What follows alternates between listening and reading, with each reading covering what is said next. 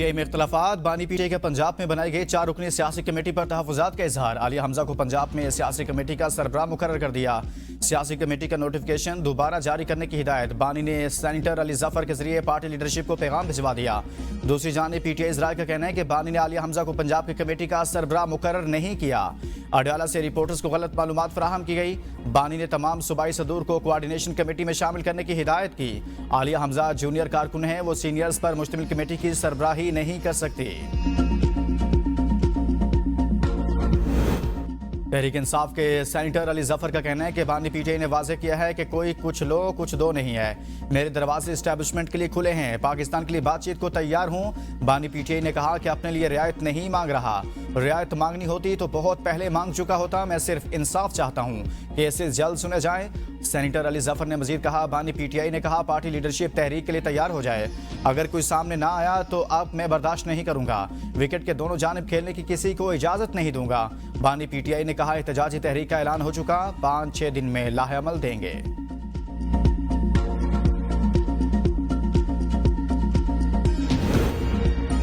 एक जमात के उम्मीदवारों को आज़ाद कैसे डिक्लेयर कर दिया गया कि आपने अपनी तहरीरी गुजारिशात में इसका जवाब दिया। सुप्रीम कोर्ट के जस्टिस जमाल मंदोखेल का मखसूस नशिस्तों के केस में नून लीग की वकील से सवाल। कहा, हमारे सामने ये मामला नहीं है कौन कैसे लड़ा। 39 उम्मीदवारों की हद तक मैं और काजी फाइजा भी 8 जजेस से मुत्तफिक थे। जस्टिस याहिया अफरीदी ने भी पीटीआई को पार्टी तस्लीम किया। जस्टिस याहिया अफरीदी ने भी कहा पीटीआई नशिस्तों की हकदार है। जस्टिस मुसर्रत इलाली ने रिमार्क्स दिए कि जो जमात इलेक्शन लड़े वही पार्लिमानी पार्टी बनाती है, वो अपनी जमात से नहीं लड़े, फिर पार्लिमानी जमात क्यों बनाई। मखसूस नशिस्तों के फैसले में कहा गया वोट बुनियादी हक है। फैसले में 3 दिन को बढ़ाकर 15 दिन करना आइन दोबारा तहरीर करना जैसा था। जस्टिस मोहम्मद अली मजहर ने कहा अक़लियती जजेस ने इन्हीं ग्राउंड पर पीटीआई को माना जिस पर अक्सरियती जजेस ने माना था। जस्टिस सलाहुद्दीन पेनहोर बोले, नजरसानी लाने वालों ने तो जिस फैसले को चैलेंज किया उसे हमारे सामने पढ़ा ही नहीं। फैसल सिद्दीकी ने दलाइल में कहा अब नजरसानी दरख्वास्तों में अक़लियती फैसलों पर इन्हिसार किया जा रहा है। दूसरी जानिब दरख्वास्तों में कहा गया पीटीआई को रिलीफ मिल ही नहीं सकता था। नजरसानी इन फैसलों पर इन्हिसार करके कैसे लाई जा सकती है।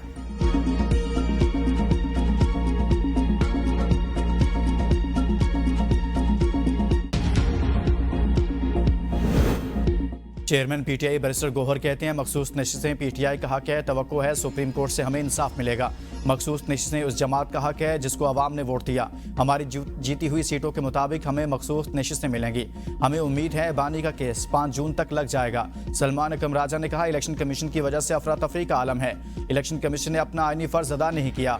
8 जजेस ने कहा इलेक्शन कमीशन अपनी जिम्मेदारियां निभाने में नाकाम रहा। अवाम का हक है कि जमहूरी तरीके से इनके नुमाइंदे ऐवान में आए। भारतीय रियासती दहशतगर्दी के मजीद शवाहिद मंजर-ए-आम पर आ गए। आईजी पुलिस आज़ाद कश्मीर के मुताबिक 17 अप्रैल 2025 को आज़ाद कश्मीर पुलिस ने दहशतगर्द डॉक्टर अब्दुल रऊफ की अफगानिस्तान में मौजूदगी के शवाहिद पेश किए थे। दहशतगर्द डॉक्टर अब्दुल रऊफ कश्मीरी नौजवानों की जिहाद के नाम पर जहन साजी करके दहशतगर्दी फैला रहा है। इस मकसद के लिए इसको गाजी शहजाद TTRJ की मुआवनत हासिल है। दहशतगर्द डॉक्टर अब्दुल रऊफ और गाजी शहजाद के अहदाफ में पाकिस्तान और आज़ाद कश्मीर के अंदर सरकारी अफसरान, दफातर, अवामी इज्तमात और अहम दिफाई तनसीबात शामिल हैं। इस बात के शवाहिद भी सामने आए कि कश्मीरी नौजवान अफगानिस्तान से तरबियत लेकर भारतीय एजेंसियों के साथ मिलकर दहशतगर्दी करते हैं। फितना उल खारिज आज़ाद जम्मू कश्मीर में दहशतगर्दी की एक नई मुहिम शुरू करने का ख्वाहां है। दहशतगर्दों ने हथियार डालने के बजाय सिक्योरिटी एहलकारों पर खुदकार हथियारों की मदद से हमला कर दिया। फायरिंग के तबादले में तमाम 4 दहशतगर्दों को सिक्योरिटी फोर्सेस ने हलाक कर दिया। 2 जवान शहीद और 5 शदीद जख्मी भी हुए।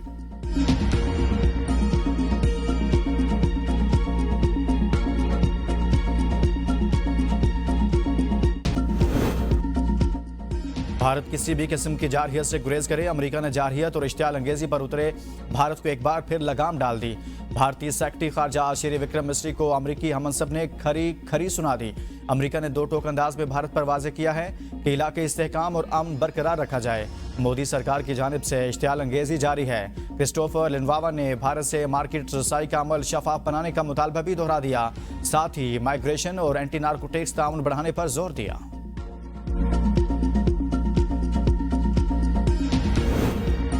सऊदी आसिफ अली जरदारी ने कहा है कि पाकिस्तान की तरक्की और इस्तेहकाम के लिए ज़रूरी है कि तमाम शोबे और सियासी समाजी कुव्वतें मिलकर काम करें। सबका मकसद आवाम की खिदमत और मुल्क की बेहतरी होना चाहिए।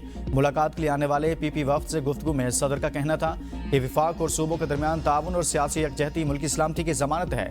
इसके लिए हर सतह पर मुस्बत किरदार अदा करना होगा। वफ्द में रुकन पंजाब असम्बली इनाम लालेका, चौधरी ओवैस, पीपल्स पार्टी के रहनुमा नवाज अली पीरजादा और दीगर शामिल थे।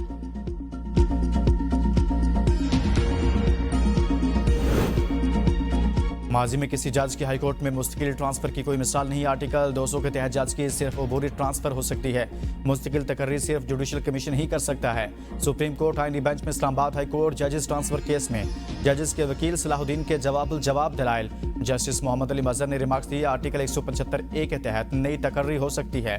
नई तकर्री और तबादले के मानी अलग अलग हैं। वकील ने कहा, जज ट्रांसफर के लिए बामानी मुशावरत होनी चाहिए। बामानी मुशावरत के बगैर तबादले का सारा अमल महज दिखावा है। यहाँ मालूमात को छुपाया गया और गलत मालूमात दी गई। जस्टिस मोहम्मद अली मजहर ने कहा कि अदालत के सामने आईनी और कानूनी नुक्ते की तशरीह का मामला है। तबादले के मामले में 3 चीफ जस्टिस शामिल थे। हर चीज़ एग्जीक्यूटिव के हाथ में नहीं थी। तबादले पर जज से रजामंदी भी तो ली जाती है। अगर 16 जून को समाअत मुकम्मल हो गई तो उसी दिन शॉर्ट ऑर्डर दे देंगे। मजीद समाअत 16 जून तक मुलतवी।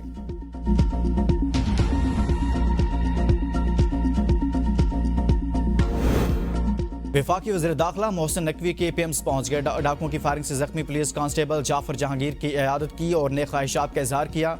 वज़ीर दाखिला ने जख्मी कांस्टेबल जाफर के बेहतरीन इलाज मुआवजे के लिए हिदायत दी। कहा, डाकुओं की फायरिंग से शहीद ASI सुधीर अहमद अब्बासी की कुर्बानी को सलाम पेश करते हैं। शहीद के अहल खाना का हर तरह से ख्याल रखा जाएगा।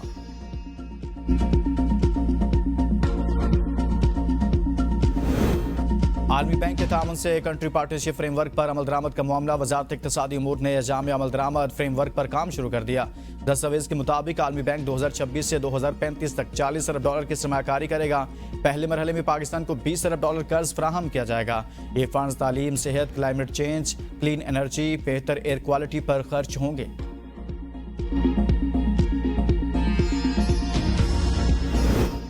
ABN न्यूज़ की खबर पर एक्शन। सादकाबाद में पुलिस ने 3 साला मगवी बच्चे जैन को बाहिफाजत बाजियाब कर लिया।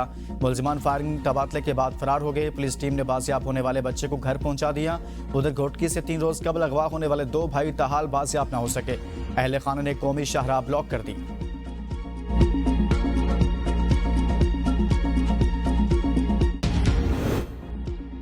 ठट्ठा में दर्जी की दुकान से सिलाई के लिए पड़े ईद के सैकड़ों जोड़े चोरी। बढ़ती वारदातों के खिलाफ ताजरों ने कौमी शाहराह पर धरना दे दिया।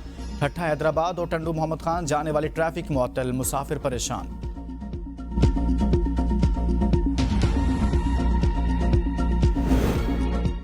पंजाब इंस्टीट्यूट ऑफ कार्डियोलॉजी में मनपसंद कंपनी को नवाजने और महंगे दामों लेबॉर्ट्री किट्स खरीदने का इंकशाफ। ABN न्यूज़ दस्तावेजी सबूत सामने लिया। PIC की प्रोक्योरमेंट कमेटी ने पूरा कंपनी को नवाजने के लिए महकमा सेहत स्पेशलाइज हेल्थ के PVMS कवानीन ही तब्दील कर डाले।